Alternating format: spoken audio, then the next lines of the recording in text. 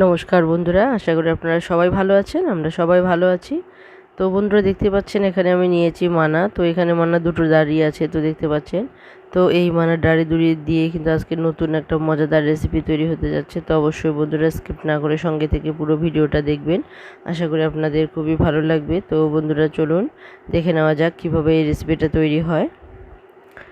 তো বন্ধুরা দেখুন এখানে যে মানা ডাঁড়িগুলো আছে সেগুলো আমি ভালোভাবে পরিষ্কার করে ছুলে নিয়েছি। তারপর দেখুন পাতলা করে কেটে নিয়েছি। তো দেখতেই পাচ্ছেন এখন আমি প্রেসারের মধ্যে এই দুটো সিটি দিয়ে নেব। তো এই মানকচুগুলো যা আছে সেই মানকচুগুলোকে কিন্তু আমি দুটো সিটির সাহায্যে কিন্তু সেদ্ধ করে নেব। তো বন্ধুরা দেখতে পাচ্ছেন এখানে কিন্তু সেদ্ধ হয়ে গেছে। তো এটা আমি নামিয়ে নিয়েছি জল ঝরিয়ে। তো দেখতে পাচ্ছেন এখানে দেখুন কতটা সেদ্ধ হয়েছে। তো এটা কিন্তু পুরোপুরি প্রায় সেদ্ধ হয়ে গিয়েছে। তো এখন আমি এখানে যে মানকচুগুলো ছিল তার থেকে সামান্য পরিমাণ কিন্তু এখানে নিয়েছি, আর বাকিটা কিন্তু রেখে দিয়েছি।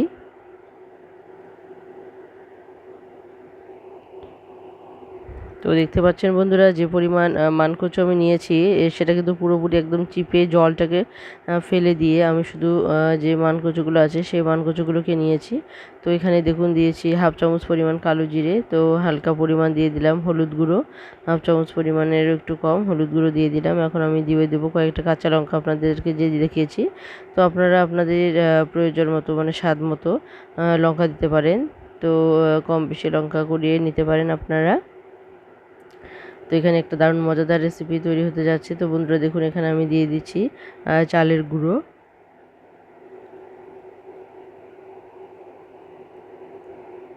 তো দেখতে পাচ্ছেন তো এখানে চালের গুঁড়োর কোনো পরিমাপ নেই। তো আপনারা আপনাদের যে মানকচু নেবেন সেই আন্দাজ মতোই নেবেন, যাতে একটা সুন্দর একটা মানে বড়ার শেপ তৈরি করা যায়, এরকম একটা আঠালো একটা মানে শেপ তৈরি করা যায় এরকম পরিমাণ মতো কিন্তু আপনারা দিয়ে দেবেন চালের গুঁড়ো। তো এখানে চালের গুঁড়ো দিয়ে আমি মেখে নেব প্রথমে ভালোভাবে। তো মেখে নেওয়ার পর আমি কিন্তু এখানে আরও বেসন অ্যাড করব। তো এটা কিন্তু এখনই করব না, আগে আমি ভালোভাবে দেখে নিচ্ছি। তো দেখুন এখানে যেহেতু দেখা যাচ্ছে মানকচুগুলো, তো আমার মনে হচ্ছে আরও একটু বেসন মানে দিতে হবে চালের গুঁড়ো। তো দেখুন এখানে আমি আরও পরিমাণ চালের গুঁড়ো দিয়ে দিলাম কিছুটা পরিমাণ।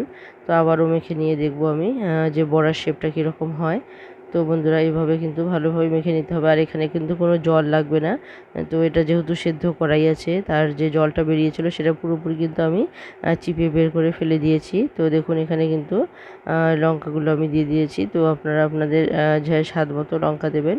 তো এখানে লঙ্কা আর হচ্ছে পেঁয়াজ কিন্তু আমি দেবো না। তো এটা কিন্তু একদম নিরামিষ হবে। তো নিরামিষের দিন আপনারা কিন্তু এভাবে বানিয়ে নিতে পারেন। আর যারা মানে অন্যান্য দিন তৈরি করবেন তারা অবশ্যই পেঁয়াজ রসুন দিয়েই বানিয়ে নিতে পারেন। তো বন্ধুরা দেখুন এখানে একটা বড়ার শেপ তৈরি করে নিয়েছি। তো এখন আমি এখানে দিয়ে দিব কিছু পরিমাণ বেসন।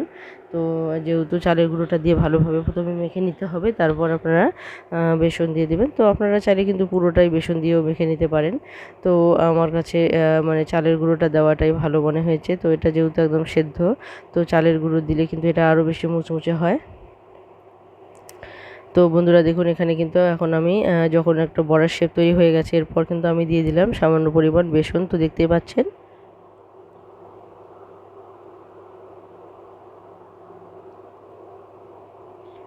তো বেসনটা দেওয়ার পর কিন্তু ভালোভাবে আমি মেখে নিয়েছি। তো আবারও দেখিয়ে দিচ্ছি একটা বড়ার শেপ। তো দেখতে পাচ্ছেন এখানে কিন্তু একটা বড়ার শেপ তৈরি হয়ে গেছে। তো বেসন দেওয়াতে কিন্তু এই যে বড়াটা হবে সেই বড়াটার কিন্তু স্বাদ অনেকটাই বেড়ে গেল। তো বন্ধুরা এখানে আমি শুধু কিন্তু কুচি কুচি করে কেটে শুধু লঙ্কাই দিয়েছি। তো আপনারা চাইলে কিন্তু পেঁয়াজ রসুন দিয়ে দিতে পারেন। তো সেটা আমিষের দিন আপনারা দিয়ে দিতে পারবেন, কিন্তু নিরামিষের দিন এভাবে করলেও মানে খেতে এটা দুর্দান্ত হয়। তো বন্ধুরা দেখুন এখানে আমি কড়াই বসিয়ে দিয়েছি, আর কড়াইও গরম হয়ে গেছে। এখন আমি দিয়ে দিয়েছি সাদা তেল। তো অনেকটাই তেল দিয়েছি, যে কোনো পকোড়া বা বড়া যেটাই বলুন আপনারা ভাজার সময় যদি একটু তেল বেশি করে দিয়ে ভাজা যায় তাহলে কিন্তু তার স্বাদ কিন্তু দ্বিগুণ বেড়ে যায়। তো বন্ধুরা দেখুন এখানে যে পরিমাণ তেল দিয়েছি, তো যতটা দেওয়া যায় ততটাই কিন্তু আমি পকোড়াগুলো দিয়ে দেবো। তো অবশ্যই একটু ছোট সাইজ করে দেওয়ার চেষ্টা করবেন, তাহলে কিন্তু ভেতর থেকে খুব সুন্দরভাবে মুচমুচে হয়ে যাবে। তো বন্ধুরা দেখতে পাচ্ছেন, তো এইভাবে কিন্তু সমস্ত কড়াই জুড়ে কিন্তু আমি যে পকোড়াগুলো আছে সেগুলো কিন্তু দিয়ে দেব। তো দেখতে পাচ্ছেন এখানে কিন্তু আমি দিয়ে দিয়েছি। তো এখন এই তেলের মধ্যে কিন্তু সুন্দরভাবে পকোড়াগুলোকে ভেজে নেব। আর যে সমস্ত বন্ধুরা আমার সঙ্গে আছেন সবাইকে অসংখ্য অসংখ্য ধন্যবাদ।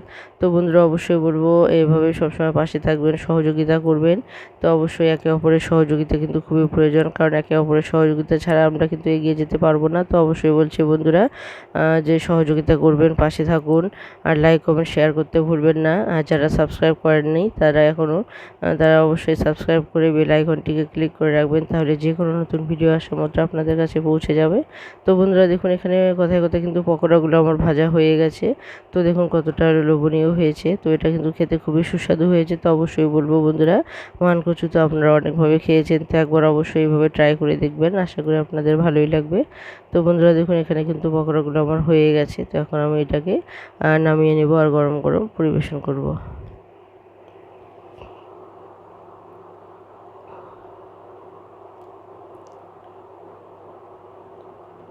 তো দেখতে পাচ্ছেন বন্ধুরা, এটা একটুখানি ব্রাউন কালার করে ভেজে নিচ্ছি।